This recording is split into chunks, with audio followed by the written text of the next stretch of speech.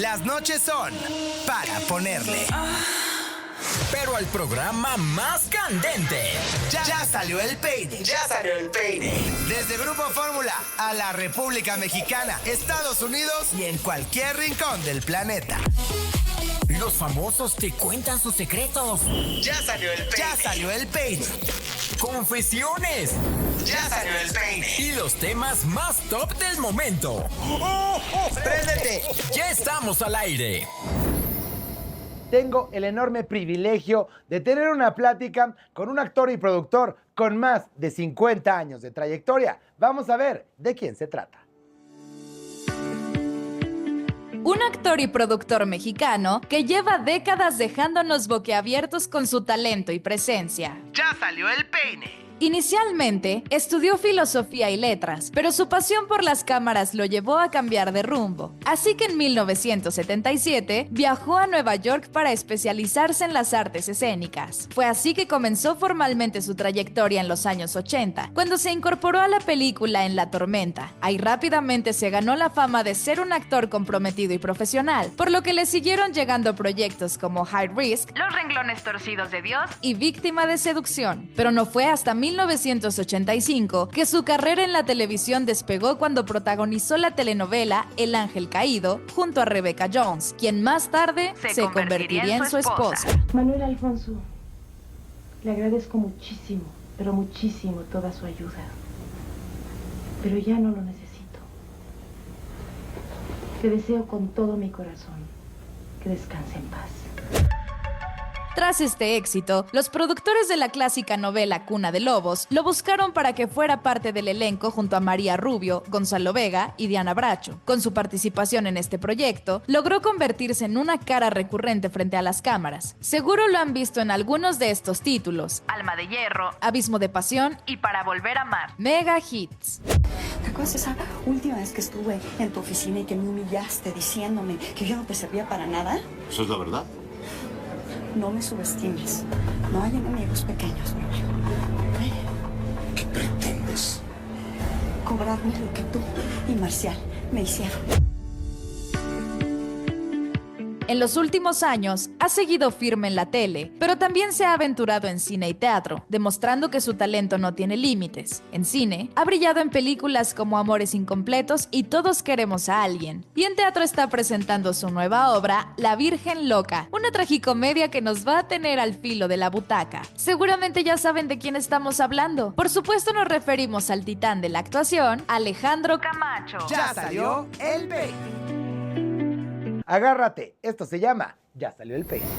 Hola familia linda de Ya salió el peine. Soy su amiga Alma Cero y quiero desearles una Navidad llena de bendiciones y un próspero y feliz año nuevo. Ya salió el peine. Ya salió el peine. Y lo prometido es deuda. Tengo aquí una leyenda de la actuación de nuestro país con más de 50 años de trayectoria. Por supuesto, él es un actorazo y megaproductor. Mi queridísimo Alejandro Camacho, ¿cómo estás? Bienvenido. Muchas gracias. Gracias Oye, por darme la oportunidad. Es un honor para mí. Te lo decía fuera del aire y te lo voy a decir otra vez al aire. Tenerte en el programa, porque siempre es mi admiración, mi cariño y mi respeto. Desde que yo era niño, me acuerdo perfecto que llegabas. Yo también era niño. Yo también. Que llegabas justamente a visitar a Carlos Olmos en Avenida Veracruz, donde vive mi madre. Yo me acuerdo que a mí me imponía mucho verlos de pronto y que se abría el elevador y de repente verte a ti y ver a Rebeca enfrente, pues a mí me daba el nervio y mi mamá me decía, pero no pasa nada. Y yo, pero es que son los famosos. No, pues Y teníamos un hijito de tu edad. ¿Tú qué edad tienes? Tengo 41. Eres un chamaco. Bueno, mi hijo es más chico. Pero bueno, ya éramos papás y todo. Es normal. Oye, y que además, digamos que en ese entonces, además ustedes tenían pues las exclusivas de Televisa, que además ustedes eran protagónicos y que todo el mundo los volteaba a ver y que además también yo me imagino que ese nivel de atención que hoy muchos actores y muchas actrices sueñan con tener, pero ya es muy difícil de lograr. Pues mira, vengo de comer y me tomé tantas fotos con gente que fue a comer ahí y gente del servicio y todo eso. Gracias a Dios el público no me ha dejado. Yo no he dejado al público, constantemente estoy haciendo o cine, o tele, o teatro. Pero siempre en tu pasión. Pues mira, lo que pasa es que ser actor en México es como ser torero en Nueva York. Y entonces se pone no rudo rudísimo. Tienes que ser, pues, constante y tratar de darle, pues, lo mejor que uno conoce de este asunto de la interpretación en esos 3 medios. Hay que darle lo mejor al público para que el público, pues, te siga, ¿no? Claro, y además el público somos insaciables porque siempre Claro. queremos ver más de ustedes. Claro. Y por supuesto es parte también de todo de este juego, pero yo te quiero preguntar si en algún momento perdiste el piso y te creíste un poco todo esto que alrededor, pues es el cariño y el respeto del público, pero también digamos que a veces tanto halago, pues puede hacer que nos saquemos un poquito de órbita. Pues mira, lo que pasa es que ya estoy bastante grandecito y ya perder el piso a estas alturas del partido, ya lo perdí cuando era muy joven. Y el único consejo que puedo darle a la gente, que yo no soy nadie para dar consejos, es tener siempre los pies en la tierra y que no te la creas, ¿no? Ni el éxito ni el fracaso, porque he probado los dos. Claro, porque es parte de la rueda de la Sí. fortuna en la que estamos todos, Sí. que de pronto tienes esta atención del público, Ujú. los proyectos más vistos de la televisión mexicana, y de pronto también hay ocasos en donde de repente pues hay momentos en donde no se está trabajando, en donde no tienes esa vigencia que pues digamos que en tu caso casi no ha sido porque has tenido una trayectoria muy constante y de mucha disciplina, que como bien dices, si no estás en el teatro, estás en el cine, si no estás en la televisión, siempre muy vigente y siempre muy trabajador. Pero también existen momentos en donde no estás en la cúspide. Ah, sí.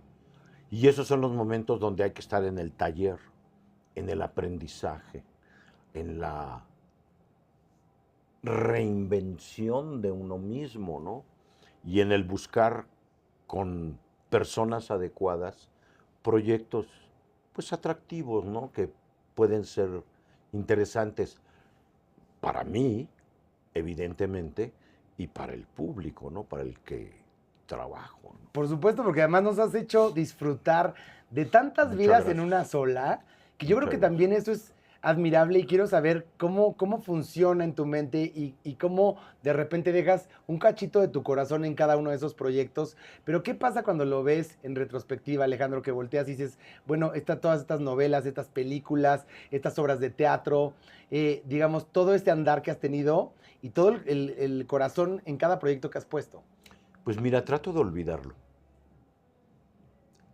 Son tantas cosas que tengo que deshacerme de todo eso y tener una nueva visión o una nueva actitud, más que aptitud, una actitud para, 1, seguir trabajando y 2, darme la oportunidad de aprender de mis compañeros, de mis compañeras, de aprender de mí mismo. Y cuando procuras esa actitud ante la vida, no dejas de crecer. Claro. Diario aprendo, y mira, y aprendo de las actrices y de los actores más jóvenes, como de los maduros, como de los ya consagrados, ¿no? Que he tenido oportunidad de haber trabajado, pues, con casi todos. Y lo que sí me he dado cuenta es que mientras más grandes eran, no digo de edad, sino más grandes de calidad interpretativa y estrellas y todo, más sencillos. Totalmente. Son verdaderamente encantadores, ¿no? Oye, ¿y qué pasa de pronto en esta obra que se llama La Virgen, Virgen Loca? Loca. Que hay que decir también que, así como en tu vida, interpretas muchos personajes. Sí, Tiene esta analogía que además me parece grandioso, que interpretes a una mujer de 160 años, ¿no? Ajá. Que de pronto dices, híjole, 160 años, la cantidad de papeles, y eso es un poco también cuando ves en retrospectiva y cuando hablamos de tantos proyectos exitosos tuyos, que dices, en esta parte, ¿sientes alguna, digamos, alguna similitud con el personaje? pues mira, sí y no, Porque el personaje va de los 160 años a su niñez, a su juventud, a su madurez y a su longevidad. Entonces pasa por muchos estadios que a mí personalmente no me corresponden. Es un divertimento, porque es una tragicomedia, donde esta mujer lo que quiere es un hombre. Necesita un hombre. Le pide ¿Quién a San se siente Antonio, identificada de las que nos está viendo Te lo o juro. nos está escuchando? necesito un hombre. Porque a veces se necesita, no me lo das, ¿no?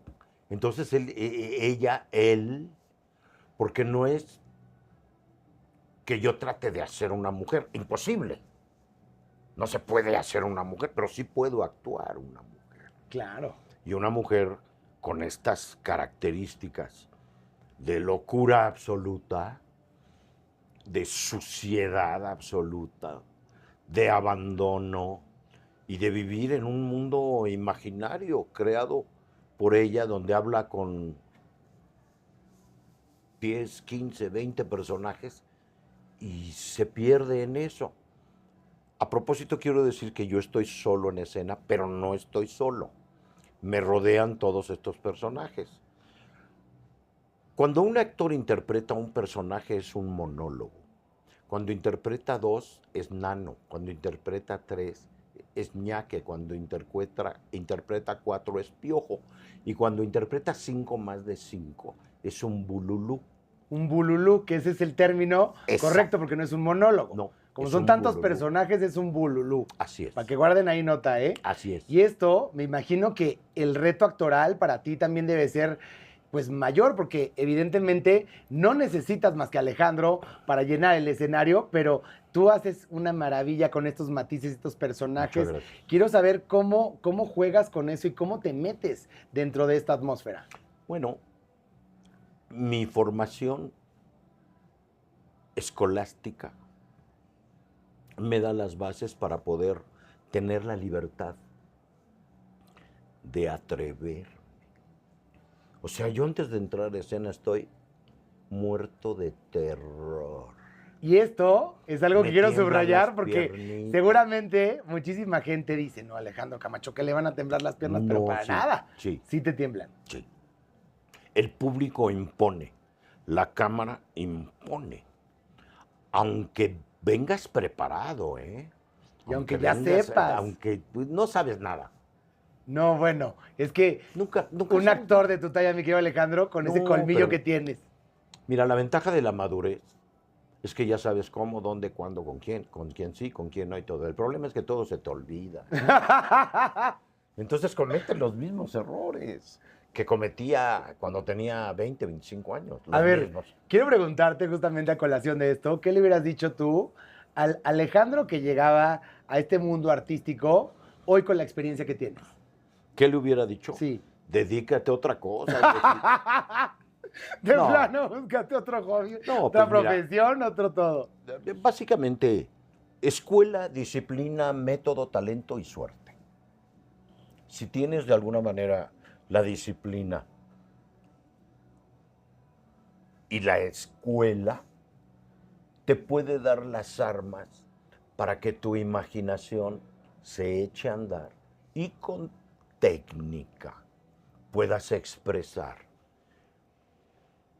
pues lo que tú quieras, ¿verdad? Y que no se quede en un concepto, sino que pase a ser una emoción.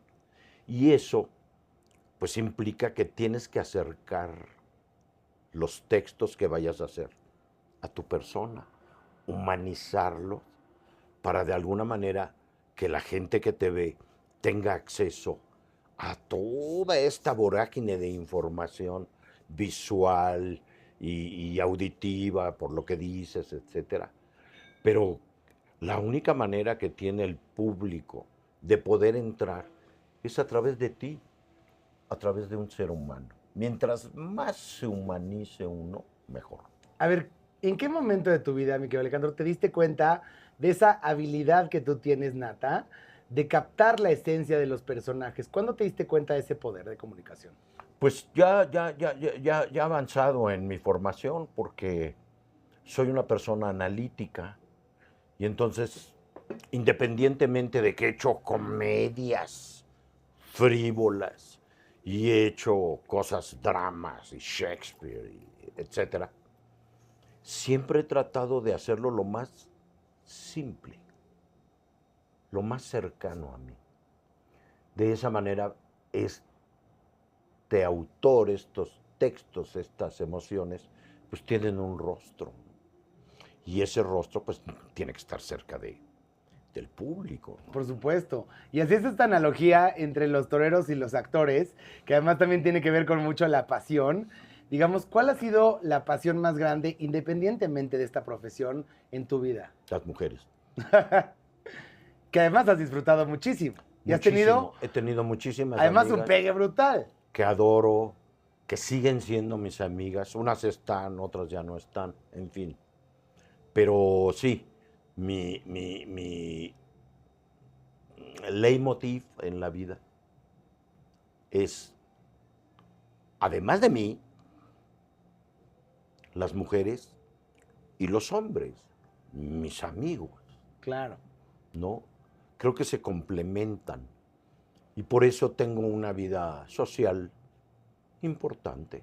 Y claro, y el amor también como un motor muy importante también, incluso para sacar estas expresiones que tú Sí. haces a nivel magistral en el escenario y Muchas en la gracias. cámara y en todos lados, también tienes que vivirlas para poder No, interpretarlas. claro, claro. Yo creo que independientemente de la escolaridad y todo eso, la vida, ¿no? Claro, ¿Qué que lees? ese se aprende ya de plano en los trancazos. ¿Qué música oyes? Claro. ¿Qué viajes has tenido, no? Tienes la experiencia de viajar. Por ejemplo, a la Europa Oriental, Claro. por poner un ejemplo, Y ¿no? todo lo que implica culturalmente a Claro. nivel gastronómico, el Claro. abrirte a otras culturas. Claro. Alejandro, con eso tengo que hacer un corte rapidísimo, pero por favor Claro. quédate con nosotros. Claro. Y ustedes no se atrevan a cambiarle, están en Ya Salió el Peine. Hola, ¿qué tal amigos de Ya Salió el Peine? Yo soy Cristian Chávez y les quiero desear una feliz Navidad y un próspero año nuevo. Ya salió el peine. Ya salió el peine. Y ya estamos de regreso, disfrutando de una platiquita sabrosísima con mi queridísimo Alejandro Camacho. Oye, nos hablabas un poco del bloque pasado, de esta pasión tuya que has tenido un pegue brutal con las mujeres, han sido parte esencial de tu andar, no solamente en los medios de comunicación, sino también a nivel personal, mismas experiencias que decíamos que reflejas, por supuesto, tanto en los escenarios como en las cámaras. Yo te quiero preguntar específicamente de Rebeca, que además también pues, fue con tu compañera durante 25 años. 26. 26 años. Entonces, quiero saber un poco cómo fue para ti esta dolorosa pérdida. No, pues imagínate. Sí, Nosotros ya teníamos 11 años separados, más sin embargo teníamos una relación, porque tenemos un hijo, ¿no? Maximiliano, claro. que es músico, muy talentoso, muy cariñoso, a todo dar. Y que él estuvo pues ahí con su mami, ¿no? Enfrentando a este monstruo que se llama el cáncer. Yo ya había tenido una experiencia con mi papá. Mi papá falleció de cáncer cuando estábamos haciendo Drácula, con Ignacio López Tarso y con Rebeca y con un equipo de gente importante. Y mi papi se enfermó y me dijo, yo ya no voy a llegar al estreno, pero mira, te voy a dar este anillo y voy a estar siempre contigo. Y le digo, papá, tú siempre vas a estar en mi corazón. Qué fuerte. Entonces, con esa experiencia que me dio la vida, enfrenté de otra manera la enfermedad, la agonía y la muerte de Becky, con más serenidad, podría decirse. El que sí se volvió loco, pues fue mi hijo, ¿no? Claro. El dolor era muy fuerte. Pero bueno, ha salido adelante, su mamá lo cuida. El otro día les voy a platicar una anécdota. Me dice mi hijo, él vive en la colonia Juárez, y que salió y iba con su celular, así como todos, ¿no? Digo, deja esa porquería. Suelta ya. Camina. Bueno, iba con su celular y todo, y de repente, ¡paz! Que le cae el manotazo. No, un balcón se cayó de un edificio. No. Un balcón. Qué fuerte. Y él sintió que alguien lo empujó. Y me dice, ¿sabes qué, pa? Fue mi mamá. Sí. Aquí están. No Aquí se están. van. Aquí están. Cuando desaparecemos, estamos aquí. Y si uno recuerda a tus seres queridos en un atardecer, en una hermosa música, en un poema, en una novela, en una obra de teatro, en un amanecer glorioso en el mar, en el viento, en las estrellas, en el otoño, en el invierno, en el verano. Y ahí estamos. Siempre están aquí. Claro. Nunca en las tumbas. Yo nunca he ido a ver a mi mamá a su tumba, porque la tengo aquí. Claro. Y la recuerdo todos los días. Y la siento. Nuestros seres queridos no terminan con la muerte. Es un pasito. ¿En algún momento le has temido tú a Alejandro la muerte? No. Jamás. Me da miedo el dolor. Pero la muerte no. Creo que es un estado de serenidad importante, ¿no? Y creo que esa paz con la que se van nuestros seres que amamos es una paz que debemos de tomar nosotros para seguir adelante en la vida y enfrentar, pues, la muerte las muertes que tenemos que enfrentar de la gente que nos rodea y luego, pues, la nuestra, ¿verdad? Claro. Y habiendo también disfrutado un poco de todo esto que decíamos, dentro del amor, también el éxito, las mieles que trae, que conlleva, y por supuesto hablando de las mieles, yo te quería preguntar, aquellos contratos de exclusividad que ya se perdieron hace muchos años en Televisa. Hace muchos años. Pero eran contratos muy importantes a nivel económico y además también pues, a nivel visibilidad. ¿Qué sientes en toda la pulverización que han tenido los medios de comunicación? Que ahora hay más canales, hay más apertura, pero hay menos oportunidad para destacar. Pues mira, lo que pasa es que se ha mediatizado tanto este asunto de la interpretación. Yo cuando mi generación, mi generación pues es Blanca Guerra, Patricia Reyes Espíndola, Humberto Zurita, en fin, por poner 3 ejemplos. Nosotros queríamos actuar. Claro. Queríamos saber los secretos de esta profesión tan maravillosa, tan secreta y que está llena de recovecos por todos lados. Y mucho misticismo además alrededor. Sí, se ha perdido, ahora ya todos quieren ser famosos. Y entonces, pues no puede ser, o sea, sí puede ser famoso en redes, por ejemplo. Que es más bien como ser conocido, ¿no? Pues sí. Porque es diferente. Yo siempre he catalogado el tema de las redes sociales como sí, no es lo mismo un fan que un follower. El follower te ve y sí sabe quién eres, pero el fan es como, pues tú llegaste aquí al set y todo el mundo nos cuadramos porque sí somos fans, que no es lo mismo que alguien que tiene una visibilidad o cierto número de seguidores en las redes. Sí, se ha perdido eso que tú dices, la mística. Se ha perdido en México, ¿eh? Ojo. Sí. Y hay muchísimo talento joven, ¿eh? Tanto de ellos como de ellas. No nada más en la interpretación, en la música, en la danza, en fin, en todas las disciplinas artísticas que hay. Pero sí ha cambiado con esto de los medios masivos de comunicación. Ahora, yo sigo trabajando como en el siglo XVIII, ¿eh? A mí me dan un libreto y pues sí, lo puedes filmar en lo que sea. Lo puedes grabar en lo que sea. Pero el actor tiene que llegar a su casa a estudiar. Que es el principio básico. Que eso no te lo puedes brincar, no hay manera. Y por eso existe esto, lo que tú me preguntabas hace rato, ¿no?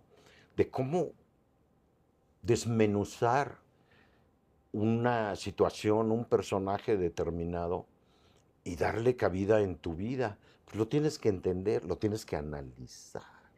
A ver, ¿y cuál ha sido el papel más retador, Alejandro, que has recibido que dices, híjole, ¿cómo me voy a hacer para meterme en esta piel? Pues, por ejemplo, La Virgen Loca. Claro que es al principio me la ofrecieron y la rechacé.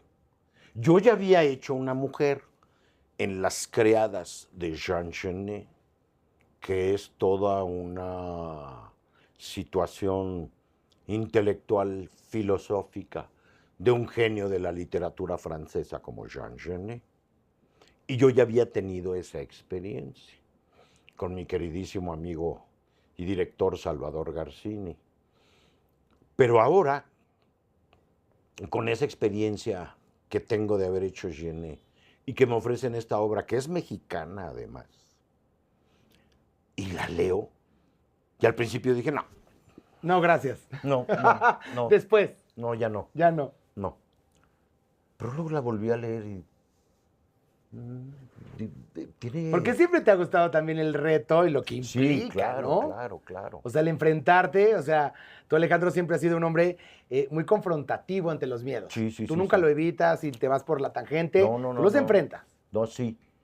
Y de alguna manera el tener oportunidad de hacerlo,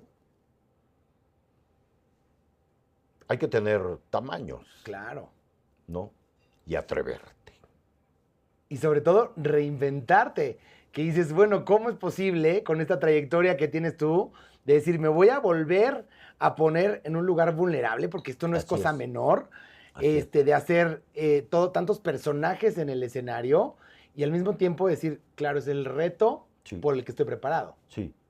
Y porque quiero crecer, quiero aprender más. Cuando yo era muy joven, con las creadas de Genet, que le hicimos acá en Bellas Artes, nos dieron muchos premios y todo, pero yo le agradecía mucho los premios y me parece fantástico y todo, pero por favor denme una beca. Qué Me bueno el quedo en- aplauso, qué bueno el premio, Sí, pero sí, necesitamos el necesito billete. aprender, Sí. necesito formarme más. Evidentemente me dijeron, como siempre en México, no se puede. No se puede, no hay. No, siempre, ¿no? En lo único que sí se puede era en la iniciativa privada. Pero en ese entonces, pues yo era universitario y esa onda, ¿no?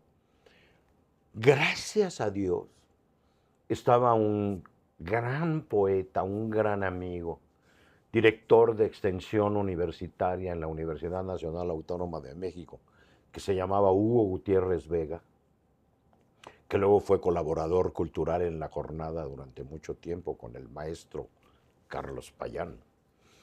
Y estaba José Solé en Bellas Artes. Entonces me acerqué tanto a Hugo como a José y les dije, denme una beca para irme a estudiar. No, no se puede. No, sí se puede. Que sí se puede. Claro que se puede. Siempre aguerrido, tú dijiste, claro que se puede. Y el gobierno de aquel entonces también me ayudó con una... Siempre me llegó tarde, ¿no? Debía hasta la risa cuando me llegaba. Pero tuve la oportunidad de poder estar en NYU 4 años, vivir ¡Qué en maravilla! Nueva York y pues aprender. Porque hay de dos, te puedes quedar callado y no defenderte, a pesar de que tienes las bases y la razón. Yo, Claro, pero muchas veces el miedo te paraliza y dices, ¿cómo le voy a hay que hacer? vencerlo. ¿Cómo le voy a Y decir? de veras, nunca se queden callados. Nunca se queden callados ante nadie. Aunque lo quieran, aunque lo respeten. Si están a favor, díganlo. Si están en contra, díganlo. Nunca hay que quedarse callado. Jamás. Jamás. Con nadie. Oye, quiero preguntarte, ¿qué pasa con todos estos premios que decías que has recibido? ¿Lo tienes de repente en una pared de Lego? ¿Lo guardas? ¿Lo estás mostrando? ¿Cómo son esos Pues premios? muchos se me han perdido con los divorcios y todo eso. Pues dejas por ahí pedazos de la vida. Otros sí los conservo, ¿no? Sirven muchísimo para atorar las puertas, por ejemplo. Tú haces lo mismo. Sí, son buenísimos para atorar las Para puertas. atorar las puertas, pero No, pues mira, de alguna digamos, manera tú has tenido también un reconocimiento. este reconocimiento, porque muchas veces hay reconocimiento del público, pero tal vez no de los críticos, o de los críticos, sino tal vez del público. Tú has tenido la fortuna de tener ambas. Sí, no, yo respeto mucho, por ejemplo, el punto de vista y la posición de la crítica, porque muchas veces me han enseñado también ellos, ¿no? Me dicen, no, aquí estás mal por esto. Siempre que la crítica es propositiva, creo que es en beneficio de las dos partes. Y crece el crítico y crece el criticado, que puede ser político, ¿eh? Lo que pasa es que a nuestros políticos No les gusta. pues no les gusta que le digan No les gusta. lo que no es. Yo creo más en un artista que en un político, absolutamente. Y que además ahora tenemos como un mundo difuso entre los dos porque también hay muchos actores o actrices que ya también están en el mundo de la política. Ujú. Lo cual está bien, porque siento que los artistas tienen cabida en todos lados. O sea, Verdi, el gran compositor de ópera y de arias maravillosas, era político. Wagner era político. Y político en serio, ¿eh? Porque está esto implícito, que es lo que nos decías, de levantar la voz, Así es. de romper con lo establecido y de desafiar un poco al sistema. Así es. Y de alguna manera estamos viviendo en un sistema profundamente enfermo por esa falta de autocrítica. Y también que han olvidado o quieren echar debajo de la alfombra el poder que tiene la cultura para mediatizar esta violencia incontrolable que estamos viviendo. Estamos viviendo un mundo violento, sí, pero como México. Sí, que no. los niveles de violencia O están sea, tremendos. se está yendo de las manos el país. Y creo que una posibilidad real de poder mediatizar esto tan terrible que estamos viviendo es a través del arte, de la cultura. Si nuestros jóvenes tuvieran acceso al cine, no a Batman, al Claro, al cine, cine. al teatro, a la ópera, a la danza, a la música clásica, a la música de banda también y al rock. Y todo. Yo soy rockero también, También eres rockero. pero también me gusta la música Claro. importante, ¿no? Me gusta Rachmaninoff, Arvo Pärt, qué sé yo. Leer un poema de Sor Juana Inés de la Cruz. Es una maravilla, ¿no? Por poner un ejemplo, ¿no? Y creo que se ha olvidado en México eso, ¿no? La cultura nos da un sentido de la vida diferente y nos abre perspectivas diferentes y nos crea una sonrisa diferente para enfrentarnos a este mundo tan difícil que estamos Y viviendo. tan sobre todo hostil. en Claro. México. Sí, estamos al borde de la guerra y todo, pero la inseguridad que hay en México, que lleva ya 20 años, es incontrolable. Y no han volteado a ver a la cultura. Y para eso sirve. Y por eso hay que irte a ver, querido, al teatro, por favor. Y Es no un- nada más a mí, querido. Sí. A mis compañeros actores, a mis compañeras actrices, a mis compañeros cantantes de ópera, a mis compañeros coreógrafos, bailarines, escultores, pintores, poetas, dramaturgos. Tenemos una cantidad de artistas tan importantes y que los tenemos en el olvido. Totalmente. Y dices, ¿cómo? Si esa es la llave para darle la vuelta a esta sociedad tan enferma que estamos viviendo, ¿no? Totalmente, mi querido Alejandro. Ya con eso tengo que despedirme de ti, que es una lástima porque me encanta estar platicando contigo, de verdad. No sabes qué placer significa para mí que Muchísimas vengas al gracias. programa. Gracias, querido, por estar con nosotros. Muchas gracias. Que sigas con la estrella tan grande que has tenido toda la vida. Que sigamos vivos, Y que sigamos vivos, por supuesto que sí. Gracias, querido. querido. Gracias. Y tú no le cambies, estás en Ya Salió el Peine. Hola amigos de Ya Salió el Peine, yo soy Emanuel Palomares y quiero desearles en estas fechas feliz Navidad, feliz Año Nuevo, que la pasen bonito con su familia, con su gente querida, que coman mucho, que bailen también, para que venga un 2025 como usted se lo merece. Les mando muchos besos y estamos viéndonos en Las Hijas de la Señora García. Ya salió el peine. Ya salió el peine. Y hoy vamos a sacar todos los cadáveres de abajo de las alfombras, de los closets, porque vamos a hablar de de estos secretos familiares que les decía al inicio del programa, que de repente causan muchos estragos, mucho daño en toda la familia. Y por eso les tengo a una experta en salud mental y emocional, la guapísima Claudia Estrada. ¿Cómo estás? Bienvenida. Muy bien, Pei. Gracias por invitarme de nuevo. Encantada de estar aquí. Oye, Clau, me encanta que vengas, sobre todo cuando decíamos un poco fuera del aire, este dicho, que yo lo utilizo muchísimo, de parece que estamos comiendo con un muerto en la sala de la casa, y tú ya lo ves mosqueándose, y la gente de la familia te lo niega, te dice, pero no está muerto, no está aquí. Sí, y como decíamos, es muy fácil verlo cuando yo estoy aquí desde fuera, que cuando estoy dentro de ese sistema en la familia, ¿no? Entonces, una de las razones por las que se sostienen todas estas, pues, mentiras y que al final es un secreto, es porque hay mucha vergüenza. Qué vergüenza que sepan que mi familiar está en la cárcel, qué vergüenza que sepan que fui violada, qué vergüenza que sepan que se suicidó mi familiar y entonces mejor digo que le dio un ataque al corazón. Y así, o sea, entonces todas estas razones son las cuales yo me siento con vergüenza, me siento con culpa y eso va drenando mi autoestima. ¿Qué es lo que le hace el secreto a la autoestima? Me va haciendo, vamos a primero decir qué es autoestima. Autoestima es el rango de posibilidades que yo tengo en un contexto dado. Así que en ese momento, cuando yo necesito sostener este secreto, empiezo a mentir. Híjole. Y a mentir, y a mentir. Y aquí es cuando yo decía que empieza a lacerar y empieza a dañar a toda la familia, porque además, ¿qué creen? Todos los que están alrededor se están dando perfectamente cuenta de esto, están hablando de ustedes y ustedes tratando de mantener las apariencias, que cuántas veces no hemos escuchado esta famosa frase y por eso la pongo entre comillas para la gente que nada más nos está escuchando, porque Clau, esto está muy cañón. Sí. Al final del día hay unos familiares que sí saben el secreto y otros que no lo saben. Por ejemplo, hay dos maneras en las que nos comunicamos. Es el verbal y el no verbal. La comunicación verbal y la no verbal. La comunicación verbal es el 15%. Solamente el 15%. Sí.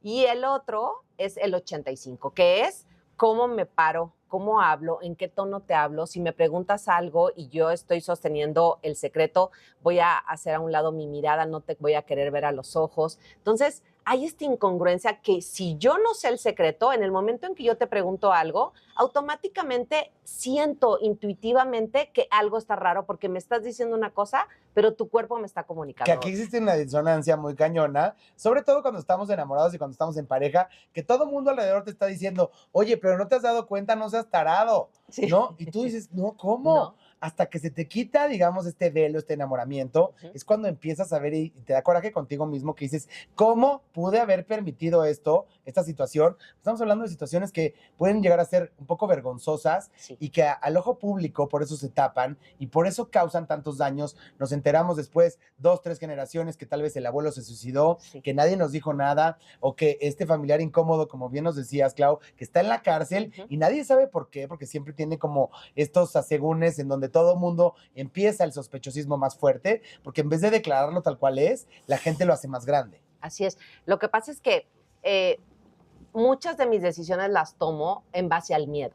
Miedo al que dirán, miedo a cómo voy a ser juzgado, miedo a los efectos que va a tener el que se enteren de esto que sucedió, porque muchas veces, aunque yo no tengo nada que ver con las acciones de, por ejemplo, lo que decía que un familiar está en la cárcel, pero el que ese familiar esté en la cárcel, el que se enteren, a mí me juzgan de la misma manera, como si las acciones que él hizo fueran las mías. Claro. Y eso repercute en mí. Entonces, por eso... Estás hablando de un tema reputacional, que es lo que la gente quiere guardar, pero al final del día, la gente se entera. Sí, al final del día se enteran y entonces causa peor daño, ¿no? Uno de los problemas más graves es la comunicación y el impacto que tiene entre los familiares, porque ahora yo tengo desconfianza y eso va haciendo que la familia se vaya debilitando y se vayan, pues, rompiendo todas esas relaciones entre unos y otros. Y que claro, que ahorita que ya va a venir Navidad, de repente sale ese conflicto familiar que lleva años justamente guardado en ese topper, sale y de pronto se hacen unos merequetengues en donde se rompen familias enteras. Claro, porque al final del día todo ese secreto a la persona que lo está sosteniendo le va haciendo que tenga un problema de salud mental. Tiene toda esta carga emocional que va teniendo resentimientos, corajes, odios y probablemente hasta enfermedades, ¿no? Entonces, en el momento en el que yo lo hablo, pues yo ya traigo toda esta carga emocional, ansiedad, estrés. o por tratar de guardar, digamos, el tema económico, la gente también está dispuesta a hacer cualquier atrocidad para mantener un nivel y no bajarse de ahí, porque el qué dirán otra vez. Así es. Entonces, muchas de estas decisiones y comportamientos se va de generación en generación, porque mientras no se hable y no salga a la luz ese secreto, es impresionante. No solamente tiene el impacto en esta generación, que es la que está sosteniendo el secreto, sino los comportamientos, el patrón de comportamiento y las estrategias siguen y siguen de generación en generación. A ver, pero ¿qué se hace, Clau, de repente con estos regalitos post-mortem, que sale de repente que el señor se le ocurrió tener otra familia con otros hijos? ¿Qué sucede con ese tipo de secretos? Pues tiene un impacto muy fuerte en la familia. Probablemente va a haber más relaciones tóxicas, va a haber problemas de separaciones. Al final del día, lo que necesitan hacer es ir a terapia. No hay de otra. Necesitas un profesional que esté ahí, que tenga un espacio seguro en el cual yo pueda decirme, sentir, el otro también, y podamos irnos comunicando e ir limpiando todo eso que viene trayendo de generación en generación la familia. Y reconocerlo además sin juzgar, ¿no? Porque muchas veces dices, híjole, es que, ¿por qué tal persona se suicidó? Es algo muy personal, que no tiene nada que ver ni con la reputación de tu familia, tiene que ver con un tema que ya ahora ya estamos un poco más conscientes de las enfermedades mentales, pero hay que tener mucha atención a cuando también la gente nos está diciendo que tiene estos pensamientos que son muy peligrosos. Hay que saber, digamos, monitorearlo, en vez de estarlo ocultando, hay que reconocerlo y hay que enfrentarlo, ¿no? La única manera es esa, al enfrentarlo y traerlo a la superficie, es que puedes ir a buscar diferentes maneras de irlo solucionando. Por ejemplo, si no puedes pagar a un terapeuta, pues buscar un momento en el día o en la semana en el que la familia se pueda reunir, a ir diciendo su sentir, a ir hablando honestamente de cómo van a ir sanando todo eso que está en el fondo de la relación, ¿no? No hay de otra, o sea, necesita salir a la superficie todo esto. ¿Cómo podemos hacer para estas familias herméticas, mi querida Clau, que de repente en las comidas familiares les gusta hablar del fútbol, del clima, de lo trivial,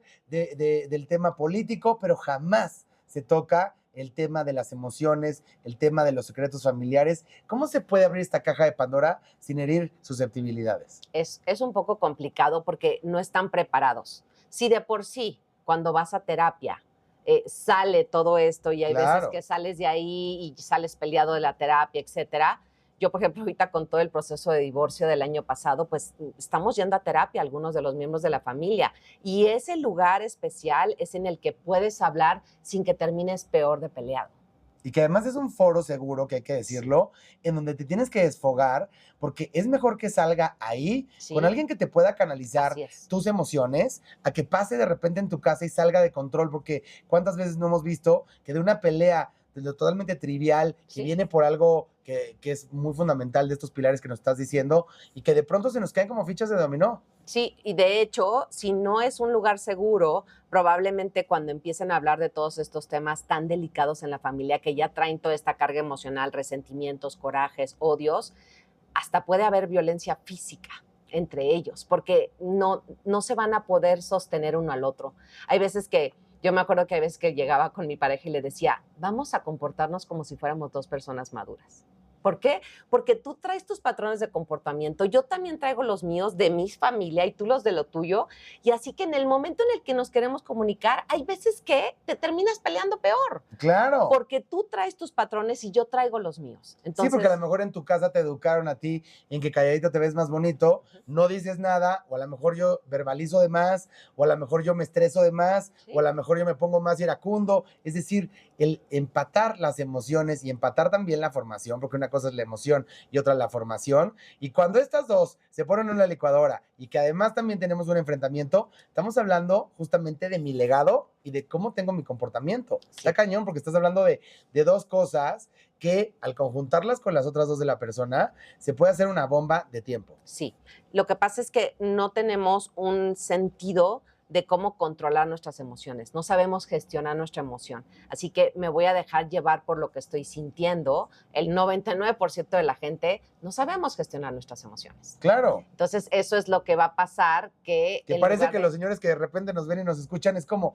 no tengo más emoción. O estoy enojado o estoy feliz. Sí. Entonces, porque muchas veces no sabemos ponerle matices, tal vez me siento triste, tal vez tengo angustia, tal vez me siento deprimido, pero como no Ansiedad, sé frustración. identificar estas emociones, como bien lo mencionas, Sí. Clau, entonces todos se van al mismo canasto. Entonces, me siento deprimido, me siento ansioso, me pongo iracundo contra ti. Además, como dices, una cosa es que yo esté enojado y otra cosa es qué hago con mi enojo. Claro. Porque yo puedo estar enojado y decirte, Pei, estoy súper enojada, no sé lo que me pasó, pero yo no aviento todo mi enojo hacia ti, no sacio en ese enojo, ¿no? No me voy como hilo de media y ahora te castigo y sacio en este enojo y me voy a la violencia física o la violencia emocional o psicológica. Que a ver, esto lo hemos hablado contigo, Clau, el tema del violentómetro y cómo inicia como algo como muy casual, incluso puede ser con estas bromas que son también como verdades escondidas y que de pronto va subiendo de tono y luego ya viene el tema de la violencia psicológica y luego viene el tema de la violencia económica y luego viene el empujón y de ahí viene la cachetada y de ahí hasta muchos tristes casos como pasa tanto en este país,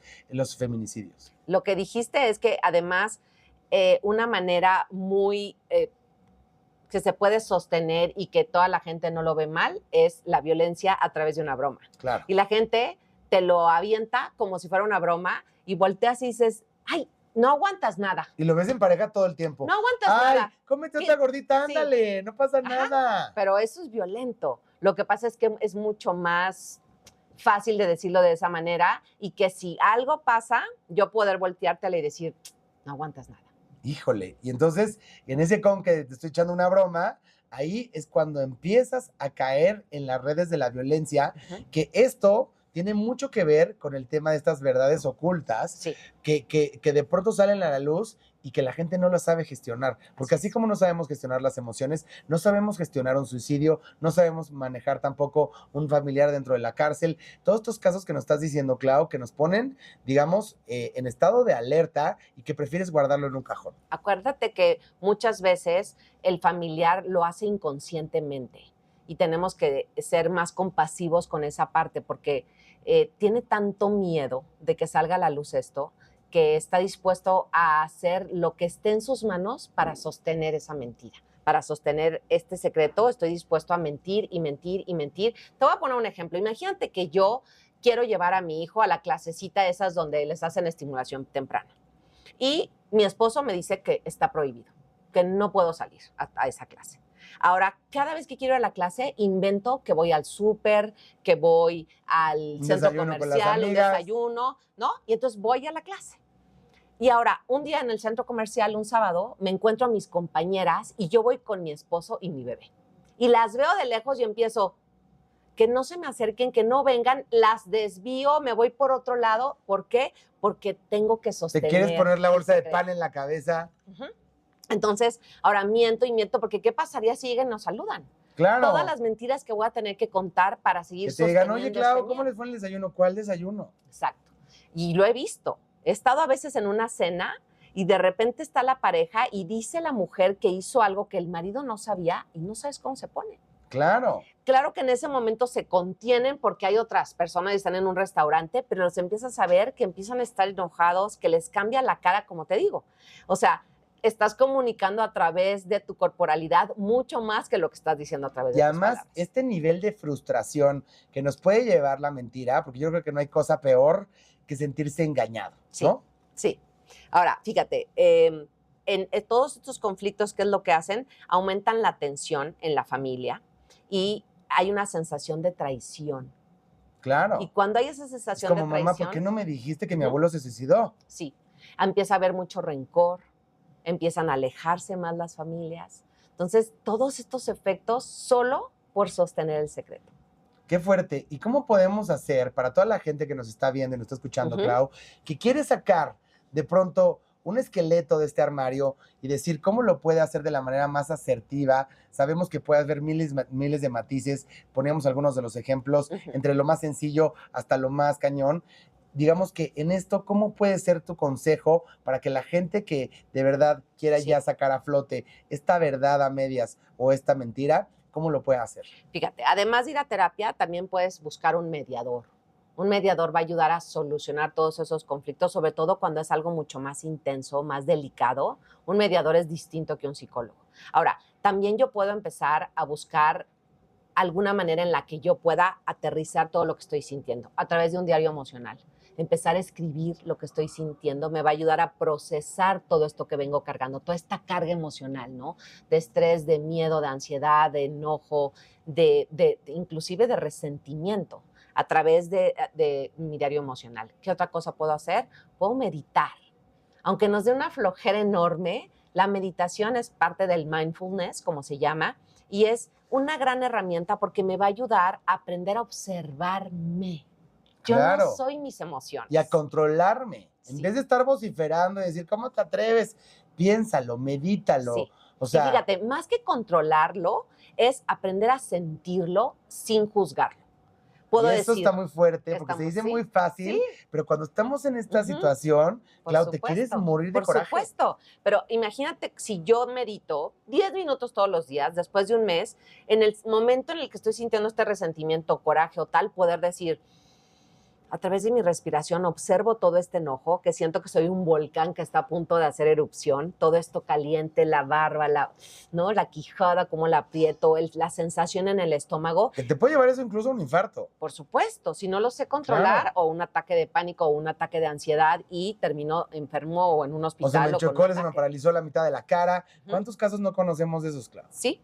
Ahora, también podemos celebrar los logros de la familia. No enfocarme solamente hasta lograr el resultado, sino que esos pequeños logros diarios. Claro, el proceso. El proceso y poder voltear a decirte, gracias, PI, veo que hoy te pusiste desde un lugar vulnerable y fuiste honesto con cómo te estabas sintiendo con esto. Claro, porque es como las cremas. Dices, oye, no he visto el resultado. Pues sí, pero hay que usarlo continuamente. Por eso, mi querida Clau, se nos acaba el tiempo tristemente, pero por favor, que te busquen en las redes sociales. Sí. Si alguien tiene un tema atorado, por favor, ¿dónde te pueden escribir?